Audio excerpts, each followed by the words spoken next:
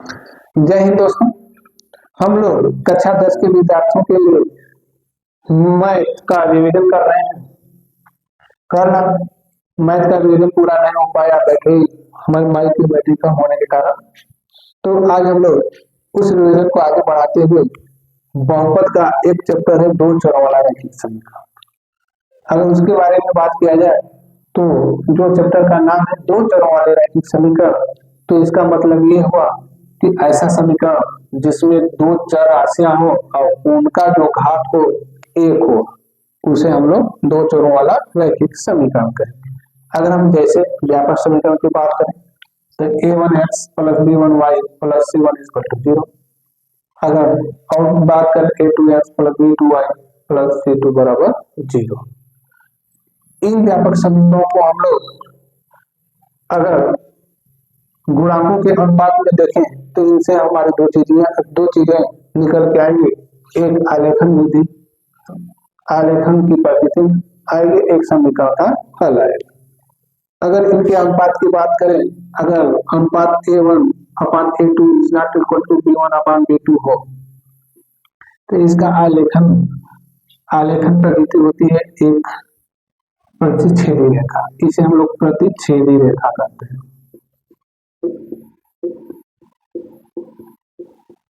इसका मतलब ये हुआ, अगर हम किसी दो समीकरणों को हल करते हैं, किसी दो समीकरणों को हम गुणांकों के रूप में लिखते हैं, अगर a1 upon a2 is not equal to b1 upon b2 आता है तो वो समीकरण का एक प्रतिच्छेद, अगर उसका ग्राफ हम बनाए तो वो एक दूसरे को काटते हुए प्रतीक आएगी, जिसे हम लोग प्रतिच्छेदी रेखा कहेंगे।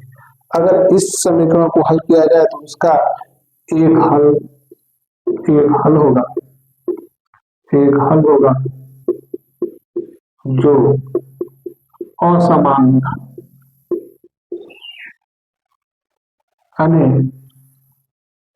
असमान विभाग से संगत निकाय से करते हैं। एक हल होगा और निकाय जो होगी संगत होगी, निकाय संगत होगी।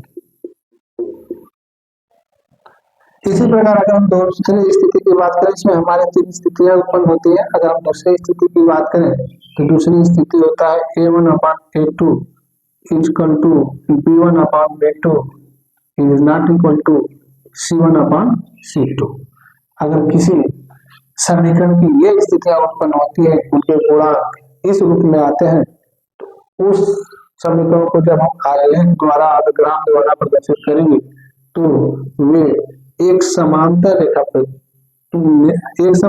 बनाएंगे, जिसे हम लोग समांतर रेखा कहते हैं। एक समांतर रेखा बनेगी। अगर इसके हल की बात करें तो इसका हल कोई हल नहीं होगा, कोई हल नहीं होगा। अगर निकाय की बात किया जाए, इसका निकाय जो होता है असंगत होता है। निकाय जो लिखेंगे और संगत लिखेंगे।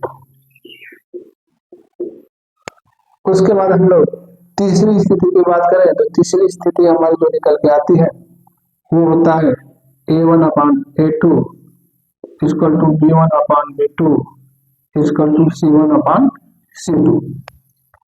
अगर किसी हमारे दो समीकरणों का उनके गुणांकों का अनुपात ऐसा प्रतीक होता है तो अगर उसका हम ग्राफ बनाए तो उसमें हम लोग देखेंगे कि वे रेखाएं एक दूसरे को ओवरलैप होती हुई प्रतीक होंगी, अर्थात इसे हम लोग समपाती रेखा कहते हैं, समपाती रेखा। अगर इसके हल की बात करें तो ये इसका हल जो होगा अनेक हल होंगे। अगर निकाय की बात किया जाए तो निकाय जो होगा संगत होगा, लेकिन ये मान पर निर्भर करेगा, ये मानों पर निर्भर करेगा। तो ये हमारे दो चरों वाले रैखिक समीकरणों के गुणांकों का अनुपात रहा। अगर हम क्वेश्चन के रूप में देखें, अगर हमें कोई क्वेश्चन दे दिया, जैसे कह दिया 2x plus 5y plus 6 equal to 0, 3x plus 4y plus 7 equal to 0। अगर हम इसका व्यापक समीकरण से अगर हम लोग तुलना करें, जैसे समीकरण एक मान लेते हैं, तो समीकरण 2 मान लेते हैं। तो व्यापक समीकरण से जब तुलना करेंगे तो हम लोग पहले समीकरण को यदि व्यापक समीकरण से तुलना करेंगे तो a1 बराबर 2 हो जाएगा, b1 बराबर 5 हो जाएगा और c1 बराबर 6 हो जाएगा। इसी प्रकार अगर हम दूसरे समीकरण से दूसरे समीकरण की तुलना करें तो यहाँ से हमें a2 बराबर 3 निकलेगा, यहाँ पर b2 बराबर में 4 निकलेगा और यहाँ पर c2 बराबर में 7 निकलेगा। इस प्रकार अगर हम इसके गुणांकों का अनुपात निकालें अर्थात a1 upon a2, b1 upon b2 और c1 अपान c2 की बात करें तो हमारा a1 की जगह पर हम लोग लिखेंगे a1 हमारा 2 है और a2 हमारा 3, b1 हमारा 5 है और b2 हमारा 4। इसी प्रकार अगर हम c1 की बात करें 6 है, ये हमारा 7। तो हम लोग देखेंगे, देख के हम लोग ये बता सकते हैं कि इसका हमारा ग्राफ कैसा बनेगा और इसका हल कितने होंगे और कैसा हल होगा। अगर हम देखा जाए तो यहाँ पर a1 अपान a2 और b1 अपान b2 देखेंगे तो ये एक दूसरे के बराबर नहीं है, अर्थात इस समीकरण का जो हल होगा पहले गुणांक की तरह होगा, अर्थात ये एक प्रतिच्छेदी रेखा होगी, अर्थात इन दोनों समीकरणों को हल करेंगे तो एक हल आएगा, एक हल आएगा। अगर इसके निकाय की बात करेंगे तो इसका निकाय संगत होगा। अगर हम इसके जगह पर हम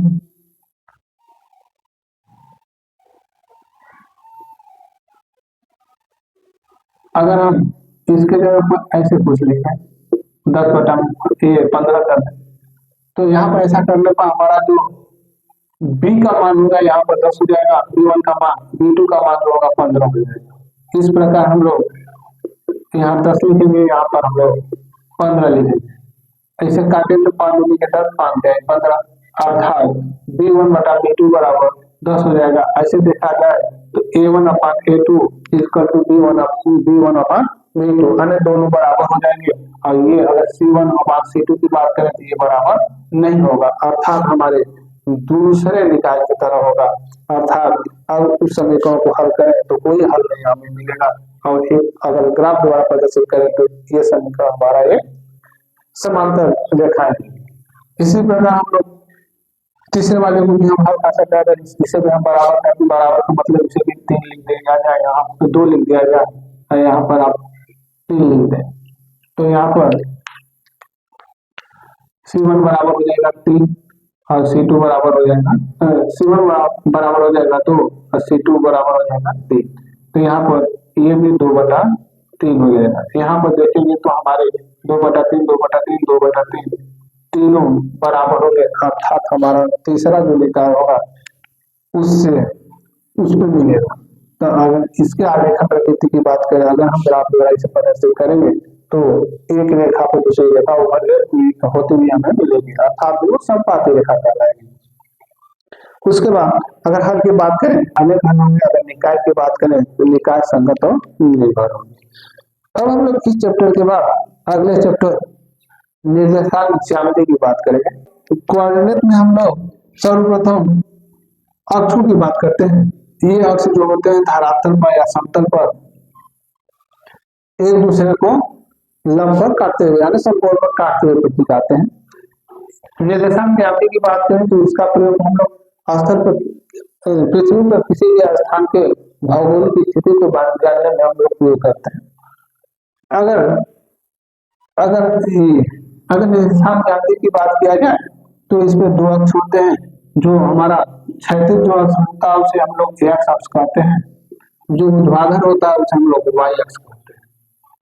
वही x अक्ष के विपरीत चलेंगे तो हम लोग उसे x डैश अक्ष कहेंगे, वही y अक्ष के विपरीत चलेंगे तो उसे हम लोग y डैश अक्ष कहेंगे।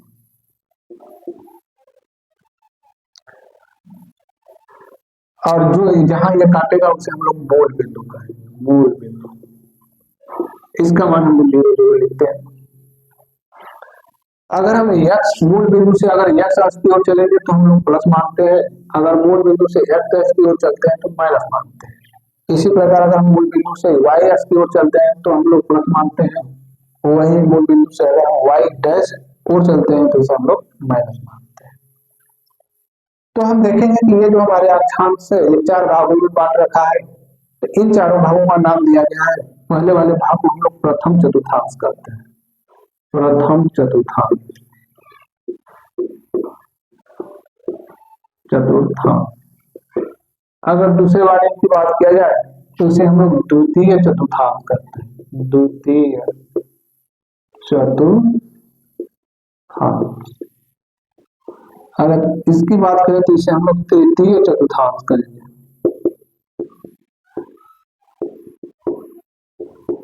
अगर हम इसकी बात करें तो इसे हम लोग चतुर्थ चतुर्थांश कहेंगे।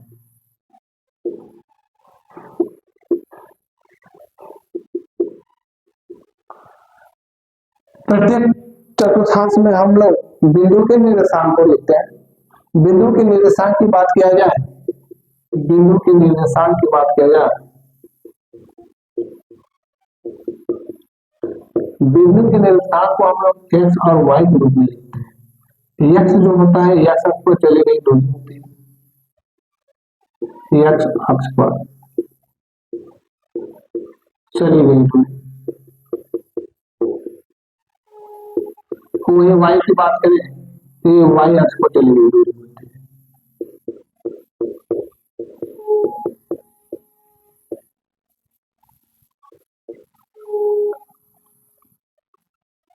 चली गई दूरी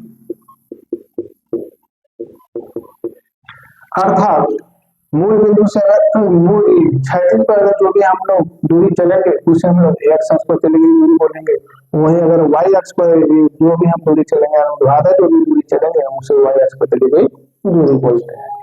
इस एक्स अक्ष पर चली गई दूरी को हम लोग भुज कहते हैं, भुज। और इस वाई अक्ष पर चली गई दूरी को हम लोग कोटि कहते हैं।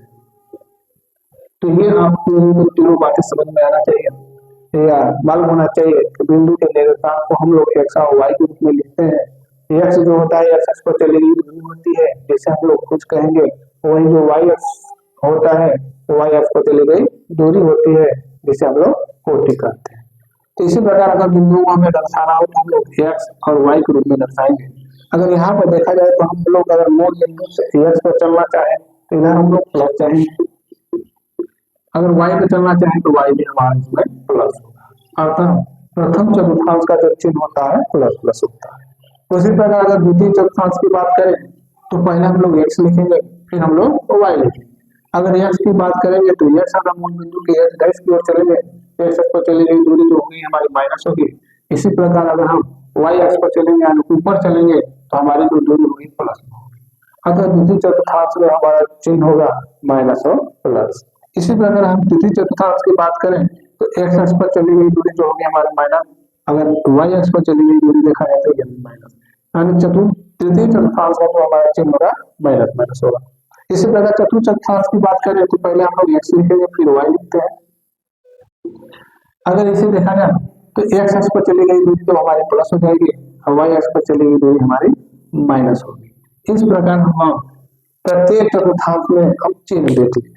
तो हम लोगों को क्वेश्चन ऐसे पूछता है कि आपको बताना होता है, जैसे कोई निर्देशांक दे देना, निर्देशांक कहेगा 2 3 का चतुर्थांश बताइए, -2 3 का चतुर्थांश बताइए, 3 -2 का चतुर्थांश बताइए, -2 3 -3 का चतुर्थांश बताइए। तो यहाँ पर हम देखेंगे ये 2 3 जो है ये भी प्लस है ये भी प्लस है, तो हमारा एक्स का मान भी प्लस वाई का मान भी प्लस, अर्थात ये प्रथम चतुर्थांश में आएगा। इसी प्रकार हम दूसरा देखेंगे तो एक्स अक्ष पर चली गई दूरी माइनस है, ये प्लस है, तो ये माइनस और प्लस की बात करें तो माइनस प्लस जो होता है हमारा द्वितीय चतुर्थांश में आता है, इसलिए इसे हम द्वितीय चतुर्थांश। इसी प्रकार हम अगले निर्देशांक का अगर चीज देखा जाए तो ये हमारा प्लस हो जाएगा, ये हमारा माइनस हो जाएगा। इस प्रकार ये हमारा प्लस माइनस आएगा जो हम चतुर्थ चतुर्थांश में देखेंगे। हम कहेंगे कि ये बिंदु जो हमारा बिंदु का निर्देशांक है चतुर्थ चतुर्थांश में आएगा।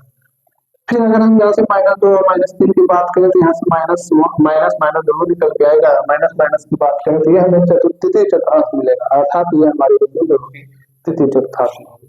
हम लोग बिंदु कैसे निर्धारित करते हैं अभी देखते हैं। जैसे कि ये +2 दे रखा है, +2 देने का मतलब मूल बिंदु से एक्स की ओर 2 चलना है। जैसे हमें यहाँ पे मान लेते हैं समान भागों में हमारे बटे हुए खाने हैं, तो यहाँ से हम लोग और यहाँ पे वाई अक्ष पर हमारे 2 खाने बटे हुए हैं।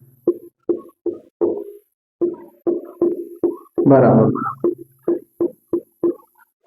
अगर हमें यहाँ पर कह रहा है कि एक्स अक्ष की चली गई दूरी हमारी 2 है, एक्स अक्ष पर चली गई दूरी हमारी +2 है, तो मूल बिंदु से एक्स अक्ष पर चलेंगे हम 2, यहाँ पर आगे खड़े हो जाए।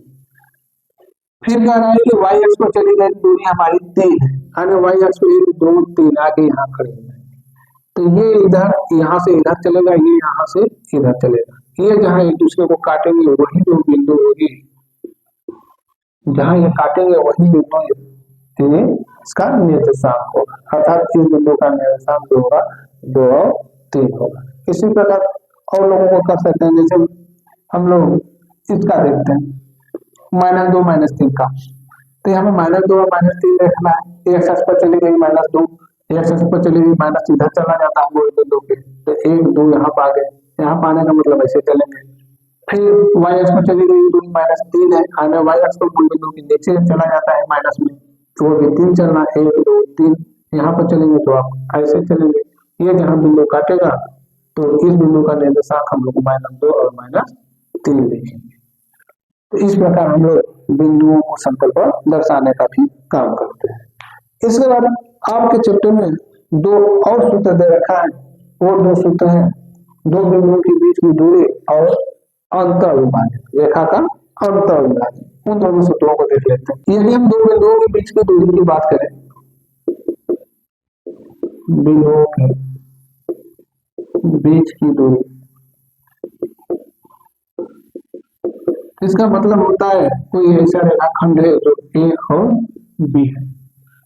ए का अगर हम निर्देशांक की बात करें तो x1 और y1 मान लेते हैं, वहीं बी के निर्देशांक की बात करें तो x2 और y2 मान लेते हैं। तो हमें ए बी के बीच की दूरी ज्ञात करनी होती है, तो ए बी बराबर हम लोग लिखते हैं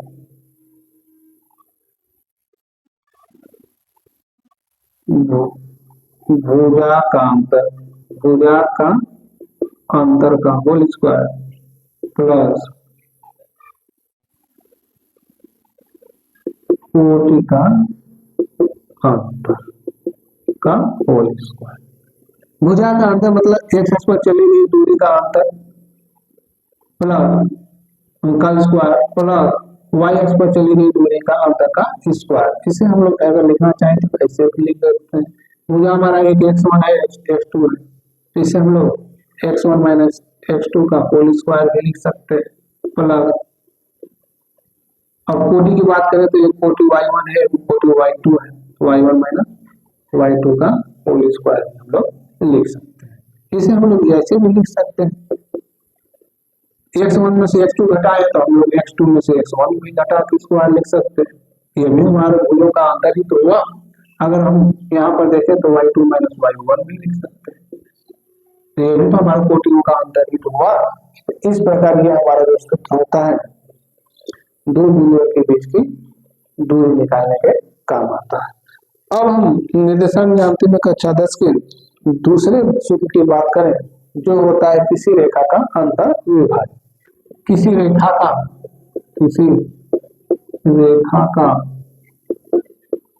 अंतर विभाजन की बात करें,